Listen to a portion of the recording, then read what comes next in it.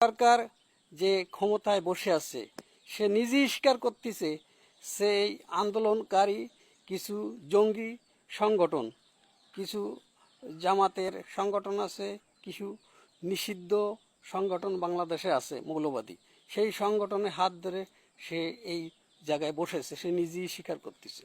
এবং তার সহকারী এই মাস্টার মাইন্ড যে মাপুস, যে আপনার আমলিকির ছত্রছায়া থেকে মানে আত্মগোপন করেছিল ঘাপটি মেরে, এবং সে তার সহকারী হয়েছে।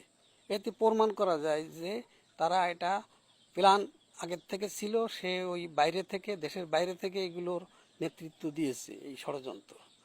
এবং তারা রাষ্ট্রবিরোধী কাজ করতেছে এই মুহূর্তে। তারা ক্ষমতায় থাকতে পারবে না, এই জন্য তারা ছাত্রলীগকে নিষিদ্ধ করেছে। এবং হাসিব নজরুল গঙেরাও এর সাথে যুক্ত আছে। তারা ভয় পাচ্ছে যে আমলিগকে নিষিদ্ধ না করলে আমরা ক্ষমতায় থাকতে পারবো না। এবং তারা আমলিগকে নিষিদ্ধ করতেছে, তারা যে এরপরে বিএনপিকে নিষিদ্ধ করবেন এর প্রমাণ নাই, করতে পারে।